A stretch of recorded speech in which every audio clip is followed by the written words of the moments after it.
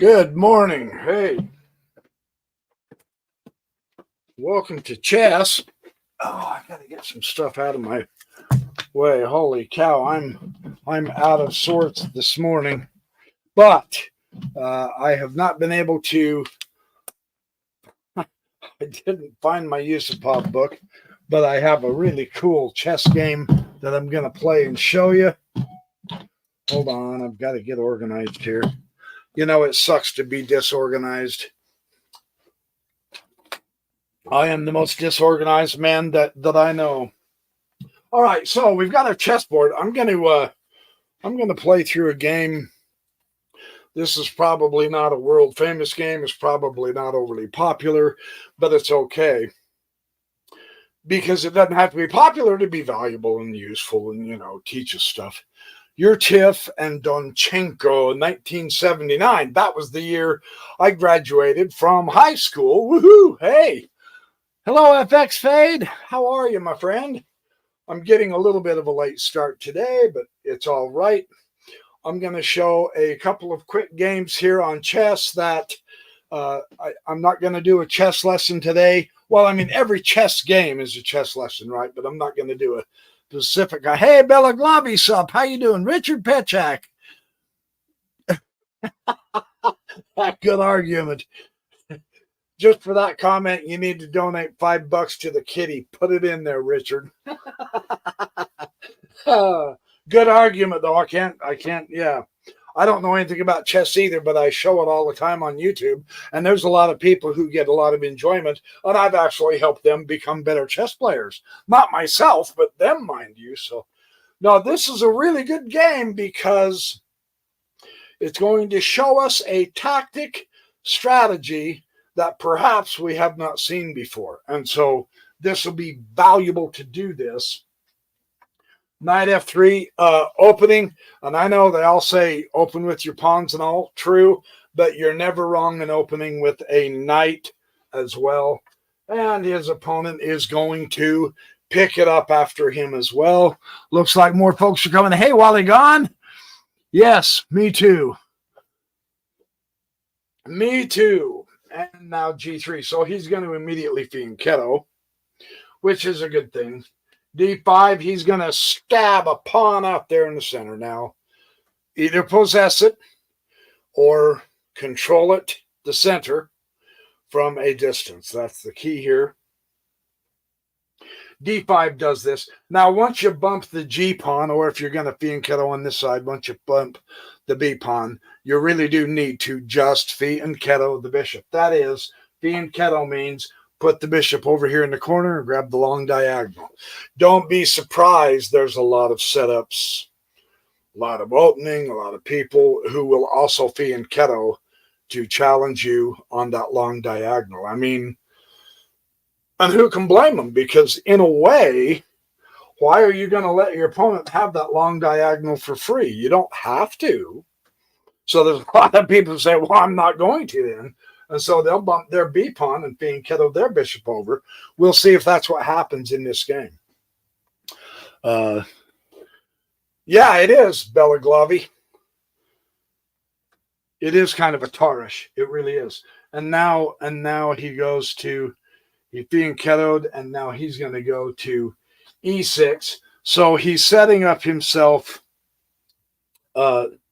he's giving himself a solid center through possession with the pawns, and there's absolutely nothing wrong with that whatsoever. The nice thing about the fianchetto is it is a very quick and easy way to get your king castled. Now you've got your fortress, and now you can begin the long-term strategy. So this particular opening is just simply, look, let's tuck away the king, get safe, and then we can begin to play hard and have fun. And there's nothing wrong with this move either. Bishop E7, there's nothing wrong with that move. Black is also going to prepare to castle. With the white in this particular opening, the idea of castling early is very, very helpful, useful.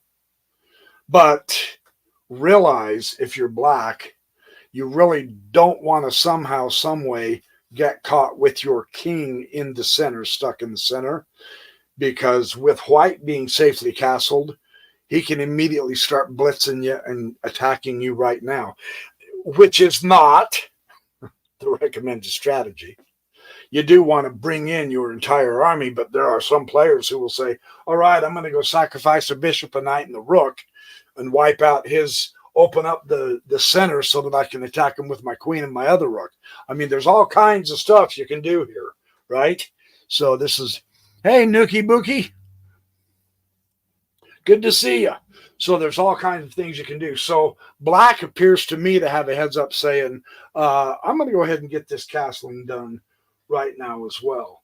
Again, preparing to fight for that e4 square, huh? You see that? He's going to bump the D so that he can press here and fight in the center. You never, ever want to give your opponent a free center if you can help it. So he is preparing for that. And C5 comes up. So he's pushing pawns, which gains space, which means he will be able to manipulate and maneuver his pieces, coordinate them better, get ready for a better attack, potentially get ready for a better defense. If something happens that he doesn't see ahead of time, he's better prepared because he has better space. So there, and I know I've raved in the past about this. I've said, yeah, not too many pawn moves in the opening. On the other hand, the optimistic way to look at it is extra space. So, I mean, you know, yeah, French Tarish. C5 coming up, and now knight B to D2. Let's get some development. He's going to bump his C6 knight to here, and now, sure enough, here it comes, E4. So the battle for the center is on. It began several moves ago, and black will respond. He'll say, okay, let's go ahead and exchange. Nothing wrong with that. Let's go ahead and exchange. Nothing wrong with that. And now castle. And yeah, that's a really good time for black to castle right now, because now, and technically it hasn't opened up the board, right? But there's been an exchange of pawns. And there is going to be some potential files for rooks, so attacks can begin to occur. You want your king tucked before that occurs. So castling makes eminent sense. And here comes the push for the 5. Knights are powerfully centralized for black. That's really a decent setup for black at this point, don't you see? And sure enough, let's get the little lady involved. Now, this is going to be interesting because he is pushing, he's got his king castle, so he's pushing for development, but you've knocked out a central pawn, opened up a potential file so that you can also get into an attack. The best way to attack is with your whole army. That means speedy development, meaning get more pieces out closer to your opponent's king. So this is a good game so far, and we are going to see another fianchetto. So here we go. Don't let him have that long diagonal all by himself. Now, another part of this, my suspicion, pure guesswork on my part, absolutely without question. However, with a center pawn exchange, being able to potentially open up the center a little bit more, it's not going to be a closed game with a long pawn chain. So a fianchettoed bishop with the long diagonals either direction can potentially be seriously useful. It can also be potentially seriously useful to exchange the bishops, so that no one gets that, at least with the bishops. The queen, of course, could grab a long diagonal. Either direction, doesn't matter. But to eliminate the white bishop potential of having that long diagonal, that also could be a good strategy here. Yeah. So let's see what happens. He's going to bump the A3, and he's going to bring the knight down to C7. And here we go. Grabbing the file. Yeah. You created it. Use it. Right? Truly, the file is an absolute must. Battering ram engaged. Good point. Yes, good way to put it. Battering ram engaged. And of course, it's always helpful to put your rooks across from either your opponent's king or queen, and most especially on an open file. So now black has to start playing a little bit of heads-up chess because white beat him to the open file, which is always a good strategy for you to keep in mind. Now, interestingly, he's going to come to bishop a6. Whoa, so not fully developed yet, white.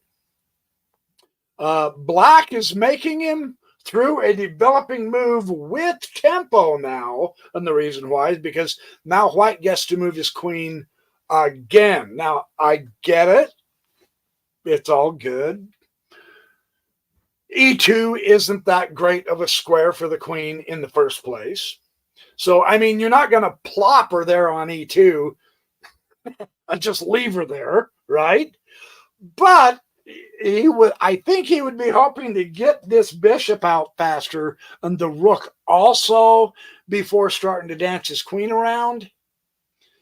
So this move by black, bishop to a6, gives white not a headache. It's not a bother, but, you know, he would rather get his other pieces out than move his queen, fleeing danger.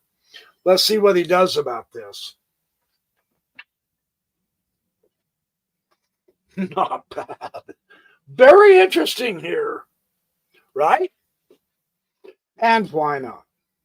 Well, I get it. It doesn't help you to develop your bishop. You still have to see you're still 2 moves away before you get your bishop in the game. Okay, yeah, that's true.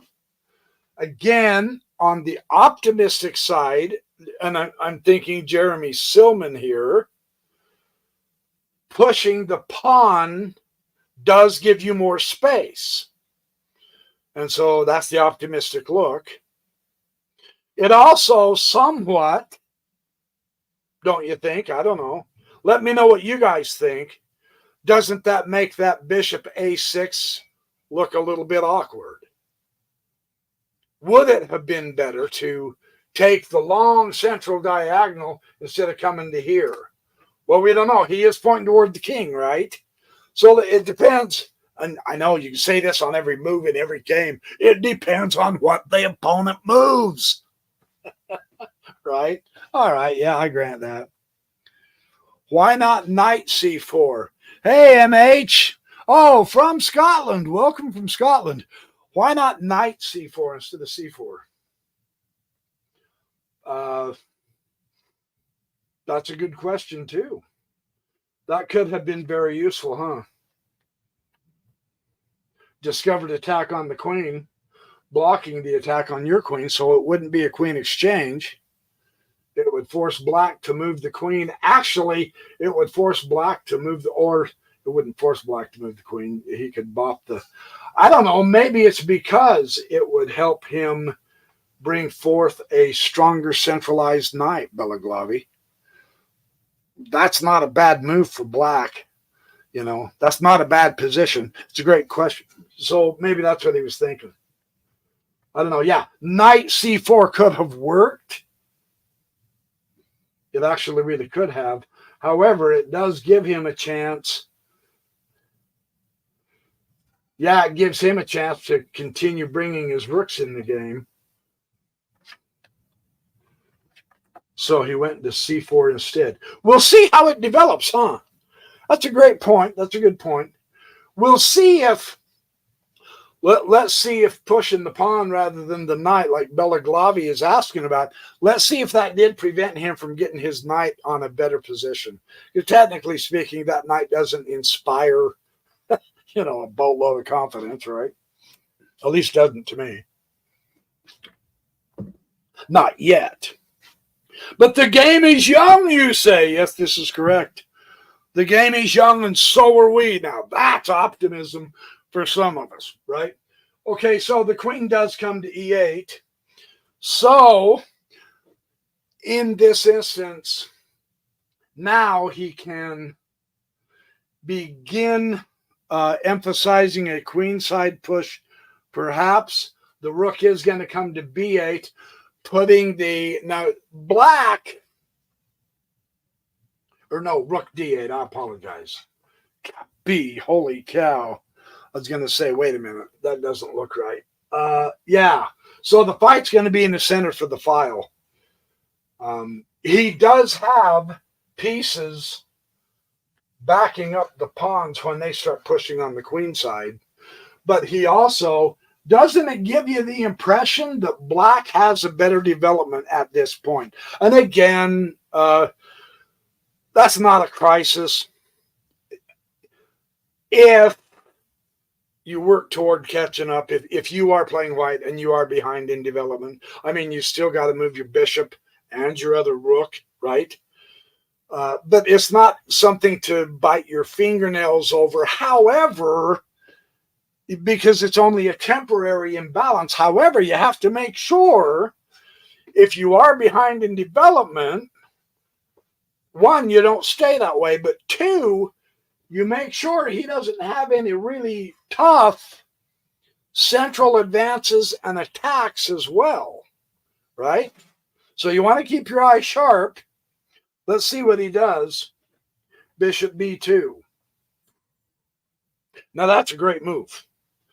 That's a good move. It's a preparatory move. You've got both diagonals, and now you're pointing toward the king. Now, and that king's not in any danger, but you're pointing toward the king. The center is going to be contested. There, I mean, technically speaking, there's not a lot of weaknesses on the board on either side that I can see. This knight needs to get to a better spot. I'm willing to grant that at this point. So in a way, the lead in development isn't as big of a deal because of his knight placement. White's got some compensation in that regard. That's the wrong word to call it. But anyway, yeah, you get the point. So here's what black does. Yeah, right? I mean, your queen side, this makes sense. The queen side is the most advanced. You really do have excellent pawn support with your pieces. And here I am ranting and raving. Well, the knight's not very well placed. But on the other hand, the knight is superbly placed to push the pawns and attack on the queen side. So, 6 of one, half dozen of the other potentially. This appears to me to be a queenside battle. And okay, so neither side's nice. It's almost like, yeah, you're picking on black. You're ranting and raving against his knight. What about the white knights? That's not exactly a superb position either. All right, fair enough. However, white does adjust this. So he's beginning the fight for that open file. A nice thing in the process is he's put his knight in a superb central position. I mean, hot diggity dog. Yeah, baby, let's do this. That's not bad. That's not bad. Now, black isn't quaking in his boots either. It's not like you've got 5 different targets to attack, but that's a great move. This can open up some interesting things. Now, in order, I'm going to say it this way. It's really truly not what black was thinking. However, the kings are tucked. You're advancing. Your movement's on the queen side, and so is white's. This is going to be a queenside battle. Okay, so you did press the B pawn, continue with the movement, continue with the attack. So he does. He's going to go ahead and change out, potentially open up the B file for no pawns. And that is exactly what happens. You'll notice that they don't appear to be in a hurry to exchange the rooks just yet on the D file. They've left that tension. There's nothing wrong with that. There are times, and this will come with experience. It's just a matter of playing a lot, but there are times where you're going to want to leave the tension. You don't have to immediately take every piece that is takeable just because it's takeable. Sometimes it's better to position pieces in a better position, such as we're about to see here. Because he went ahead and exchanged, now we've got two files. And this is interesting. The D file is being contested. The B file is open, but white is the one who can take the B file, not black, because of the queen blocking in the king pawn, right? So it makes sense now at this point for black to say, all right, let's hop a rook out. Let's get a rook off the board. This, however, does give white the file. And this is very, very valuable. He's going to bring his king over to here. What do you think? And, you know, I know we make such a big deal about the center of the board, right? And justifiably so. And so the bishop on the edge. Now, the real advantage is he's still slicing through the center toward the king. Potentially, white's got to be careful with his queen. I get it. Yeah, the pawns are blocked at this point. It's not a problem. I get that. There is an open file, though. And black, again, the knight just doesn't inspire confidence, does it? And you know, at this point, if you're black, and it's white's move, at this point in black, you're going, how? It's going to take a couple more moves still to put my knights on better squares, and white is already there. So this isn't good for black. This is not a good move, a good look for black. So with that being said, what do you think? What would white do here? Remarkably interesting what white does here. I'll give you hang on, I'm going to throw my bottle away, my water bottle, so it's not in my way and I don't spill it and splash all over the joint. But what do you guys think? That's quite a setup. It's weirdly interesting that they're both evenly developed, and it just feels like white is more fluid, being able to enhance his position better. Okay, there's your hint. He does do that. How does he do that's the question. This is the Grandmaster 3904 here. Hi, K. Yurtaev. Welcome. Yeah, the shirt's fun, too. I can explain it to you, but I can't understand it for you. Oh, thank you, iTumblers. Hi, Ice Cream. It is a complicated position. That's true. So this is why I wanted to show you this game. Because the move, it's almost counterintuitive. It really is. I didn't see it. I'll put it that way. That doesn't mean much. However, white does something interesting. Knight F6. What? Look at that.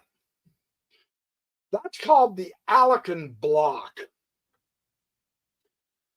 The philosophy of this is really electrifying. He's stopping the pawn from being able to build a strong defense around that king. And you're going, don't be silly, dude. He can take the knight. He can take the knight. But remember who's got the long diagonal, and in conjunction with that, the open file. I'm just saying, this move is really, really a tickle move. And of course, he's not going to leave his queen there to be taken. But you can't retake it with the pawn because that opens up that king. Now this gets interesting because here comes the knight's brother.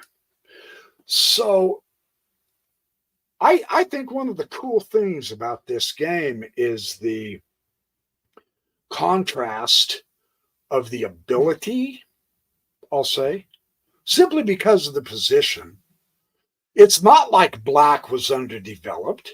It's really not. It's not like he developed badly or weakly. Maybe weakly, somewhat, because he's just not as mobile with his knights, is he? And that's the difference in this game. When you're mobile with your knights, whoa. And this is called piece activity. You can call it whatever you want. Piece activity, initiative, whatever you want to call it.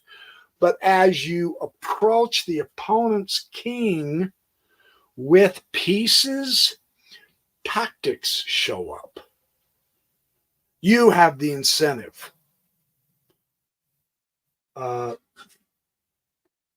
Your pieces are more active than his. See, your king is down here taking a nap, watching Saturday morning TV. He's relaxing. This king is up in the tower cowering, or else he's down in the dungeon underneath the castle cowering because he is in serious danger. The difference is the pieces are better arranged. It's just kind of fun to see that, isn't it? It's kind of cool. And you're to the point now, and again, this old saw comes up, the old wisdom, but it is wisdom. You can't, as long as you can, try to keep these pawns from moving, because the minute you start either taking a piece or another pawn with those pawns or pressing those pawns forward, you leave weak squares around your king, right? So now it's to the point where white, I won't say forcing, but white is seriously convincing black to exchange some pieces, which, because white's pieces are closer and more influential toward the king. I mean, the bishop isn't close to the king, but don't tell me that that bishop is not making that king break a sweat. He is. This is the sniper, man. He's got his target. Here come the extra bludgeons. So if you can get rid of some defending pieces, great, because look at it this way too. The bishop's here, way over. The two knights really don't inspire, and they're way over. Now the queen can move over, but that square is taken now by the knight. So the queen is also over here. There's not a lot that's guarding the king. But those pawns, now they haven't moved. Those pawns are doing a terrific job. Keep that in mind. However, you really do have to get rid of that knight. So now you're forced to lose one of your defending pieces that are close to your king. Right? The exchange isn't that big a deal. It is a bishop for a knight, though. If you can help it, you want to keep your bishops till the end game. That's a lot of people play that way. Silman didn't like that kind of thinking at all times, no matter what. It depends on the board position. There are times when the knights are better. In cooperation, the knights and the bishops here are doing absolutely spectacular.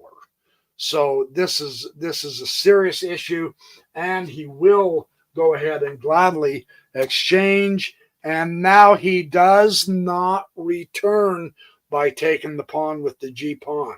Notice, I know it. I don't know if I can play this well, but he does not move those pawns. What he'll do instead is finally try to get the knights activated. And unfortunately, it's just not gonna work, because that is an exchange that white will happily make. The bishop will take, C will take the bishop, and now you're white. Your board is open. You've got the black king where you want him. Now, of course, he's not immediately in danger. You've got the open file, and you've actually got a pawn target. What do? Belaglavi. Queen h5? Are you serious? Belaglavi says Queen h5? I agree. Fabulous. And it's here that black resigned. Good job, Belaglavi. Yeah. I mean, this is a great example of why you can't. I say why you can't. It just seemed like the knights for black could not get into this game. Now, Queen h5 is the killer shot. So, fun game. You want to do another one? So do I. Not that one. Let me look here. Hold on. Let me mark this that I have done this as a video so that I don't redo it someday down the road and get yelled at. I've done that before. Boy, I mean, the crowd gets really, really angry when you... Oh, here is a fantastically interesting one. Alekin and Supiko. Yeah, I love these kind of games too, because this was a blindfold simultaneous. What that means is Alekin did not look at the chessboard, and a simultaneous means he was playing more than one opponent at once without looking at any of the chessboards. And I do, if I remember correctly, it's been a while, I think Alekin played 32 simultaneous blindfold chess games and won 31 of them. He only lost one of them, which is absolutely animal. I mean, I think the world record is like, is it over 100? I can't remember if it's over 100 or not. But it's so many, it's ridiculously insane.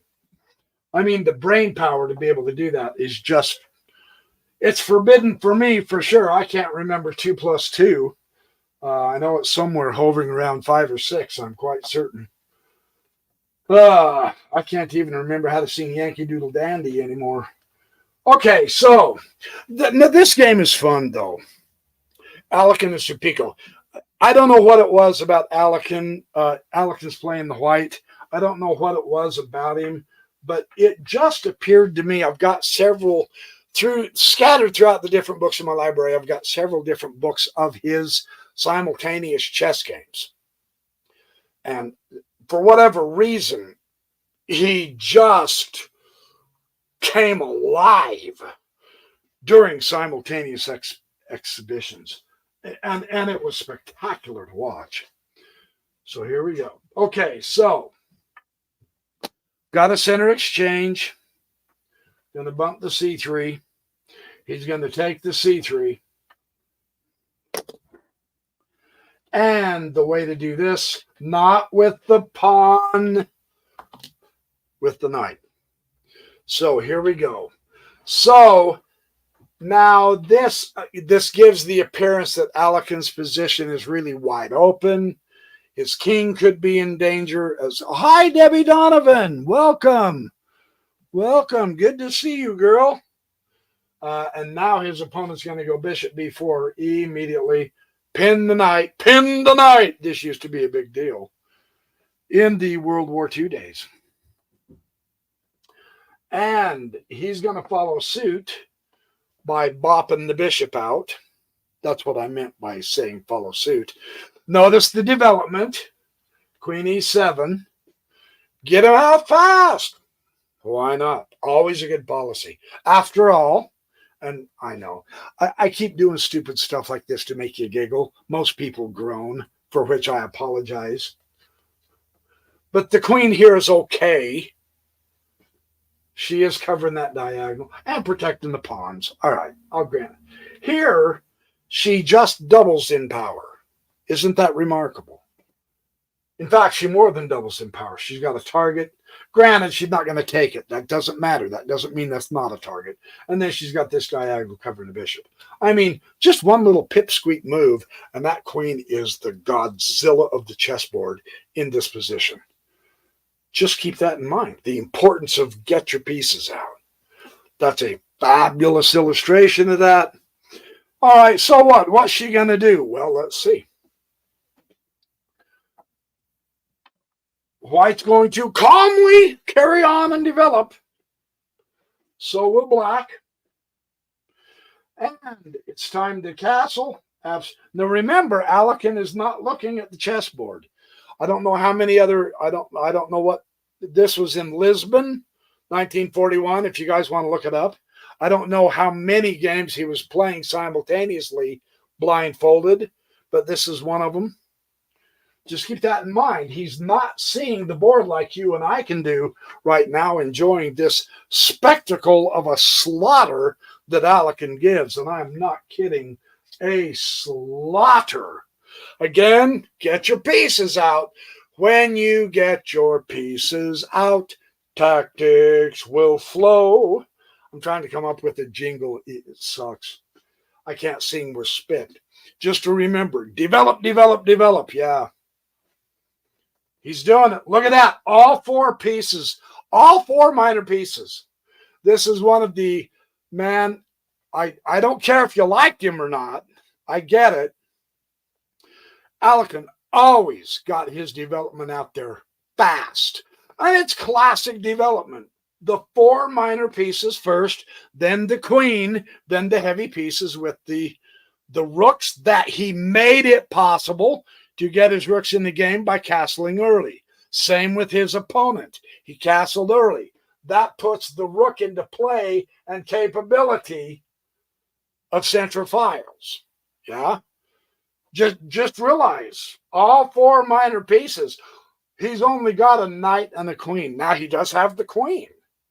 Early in the game, the queen can be a liability, however, if she wanders too far into the field, because everybody's going to attack her and she'll end up running around. And as you attack your opponent's queen, your pieces get closer to your opponent's side, which gives you greater power. Just so you understand. It's a simple concept, but it's true every time.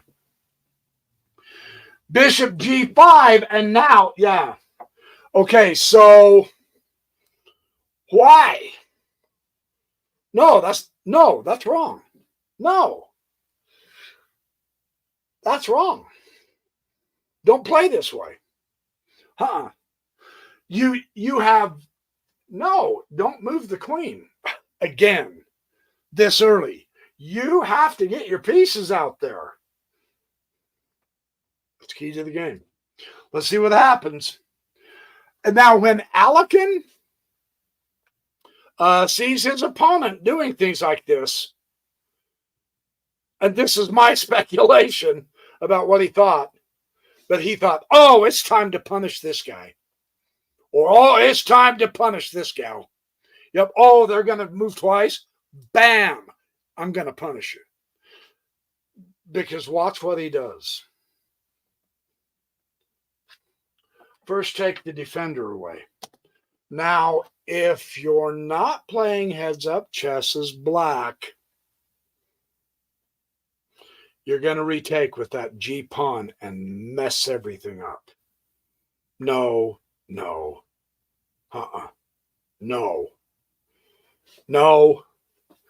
You really have to discipline yourself to try to keep those pawns there. Seriously. That's your best defense. So what happens? Well, the question is, does he have to retake the bishop? Well, duh. I love it when I can ask the obvious. It's the only kind of questions I get correct. Yeah, he's got to take the bishop. So he takes the bishop. Well, the queen's not exactly well placed there. And where's everybody else? You see the problem? If you don't, you're about to.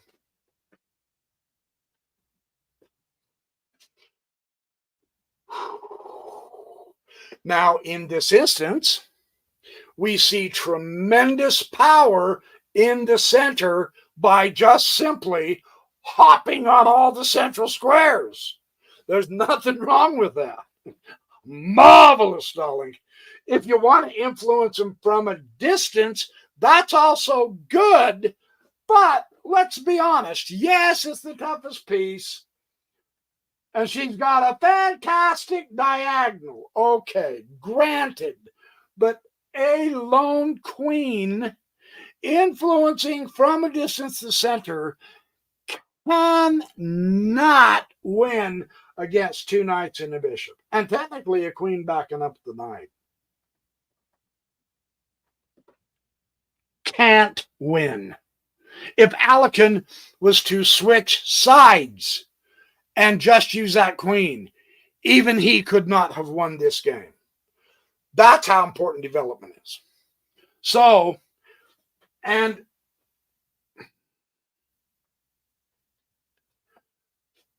now Black's just losing. Now Black's just losing. And I understand why he did that, but it doesn't matter. He's losing. So now e5. Oh, can he sucker the queen into taking that pawn? Wouldn't that be a riot? Come on, take it! Take it! Come on! No, he was smarter than that. Again, one queen, and you say one queen, I'm being unfair. Okay, I agree. A queen and a bishop.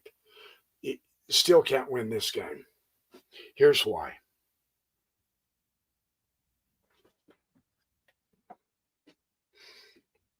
Because every piece of Alekin is fighting against that queen and bishop. 5-2 never loses. Now, whoops, yeah. So queen comes over to a5. How many moves with the queen have we seen? See, this is the difficulty with developing your queen early. Really seriously. Look at the queen side of Black. Still undeveloped. And you guys, we are on move 13. That's not how to play chess. So, right? Target. Target! I used to put it that way. But for real, target. And look at this. He is so desperate for action now that he takes it, which does not work. B will take. C will come to 6. Knight will come to e7. King will go to h8. Wait. Hold on. I apologize. Knight to e7.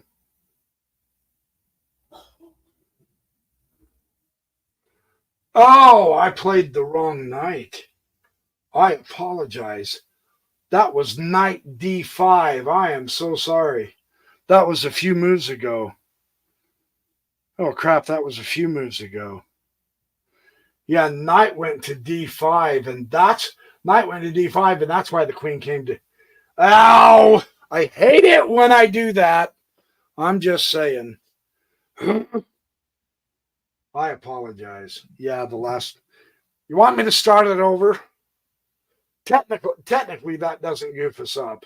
It's all just been movement anyway. Yeah, I read that wrong. I apologize.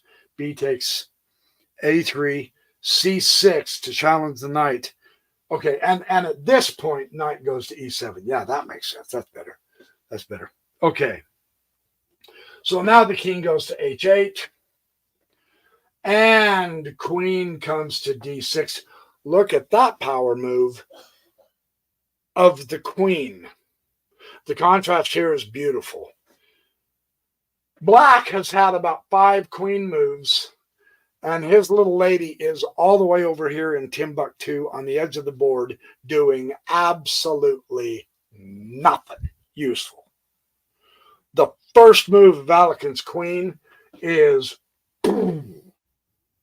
pure, raw, unadulterated power.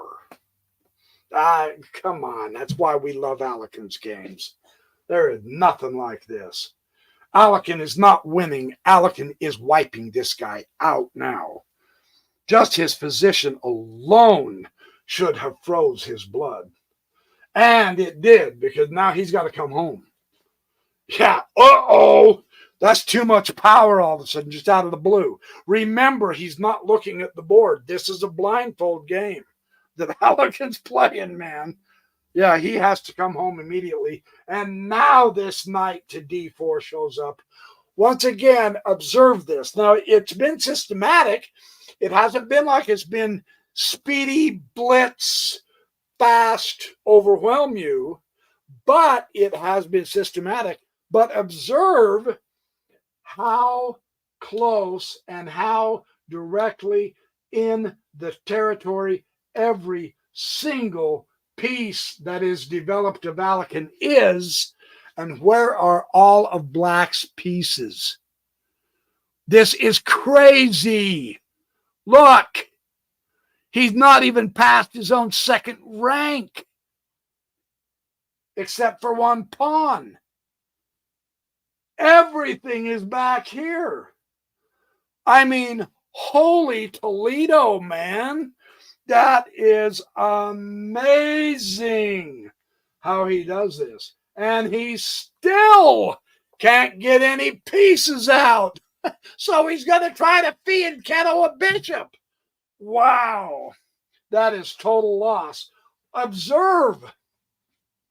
Every piece moving forward. Woohoo! And every piece getting closer to the king. And every piece in the center. And this is called total domination. Yeah, I can't.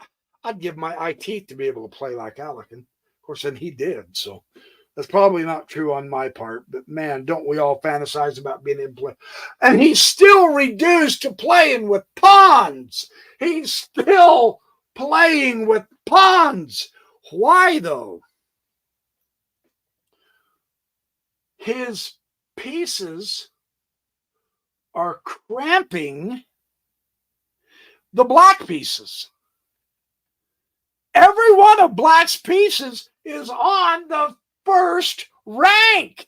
You can't win a game of chess like that. Everyone except for one rook of Alekin's pieces are directly in the center, dominating this guy. Just look at that chessboard, man. Oh, Gadfrey. No wonder I love playing Alekin's chess games. That is electrifying. And Alekin's not seeing the board. His opponent is. His opponent isn't playing blindfolded. Alekin is. Holy moly, man. And he's still pushing pawns. And another centralizing move of the knight, getting the another piece closer to the king. What's not to like? Every time, isn't it ironic that every time Black attacks the white pieces, they get closer to the king. Observe that. Now watch what happens. I said it last game, I'll say it this game. the more pieces, and the closer your pieces can get to the king, all of a sudden it's like magic. Bing, bang, bow, boom, biff, bop, like the old Batman movies. Tactics just start tumbling out. And here we come. Watch the Alekan tactics here. Bishop a6.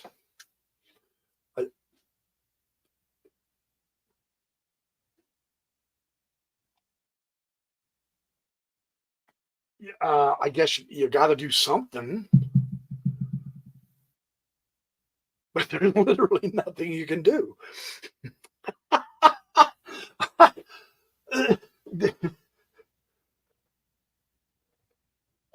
The attack's this way. He's going this way. That is just stupefying. That is just, but what's he going to do? You know, I'm not trying to mock the poor guy, but do you have any other thing better? No, he really doesn't.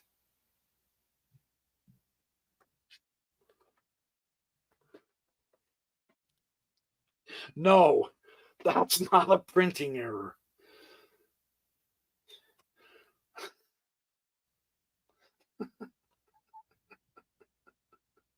Only Alekan. And he's playing it blindfolded. Only Alekan could do that. That is not an error. That is not an error. You go, huh? Okay, watch this. If the H-pawn takes it, checkmate. Aha! Now, the key to the rook lift makes very good sense, right? And you go, yeah, but I mean, realistically, his opponent probably saw that, right? So he's not going to take the queen with the pawn. All right. Let's say he didn't take the queen with the pawn. Okay. So he's not going to do that. So what's he going to do? Remember the power of moving your pieces closer and closer to the king. Observe the power of this knight is stopping the king from escaping. That's the power of that knight. Backed up, of course, by the... No, it's not. Backed up by the knight. Sorry, yeah, the knight. The bishop is coming in. I mean, this is a complete slaughter. So what happens if you go this way? If you take it with the f-pawn instead of the h-pawn, then you have knight takes g6 check, and you've got the rook. And if h takes, then you've got the rook coming over here again, and you're going to win the game. So that is Alexander Alekan.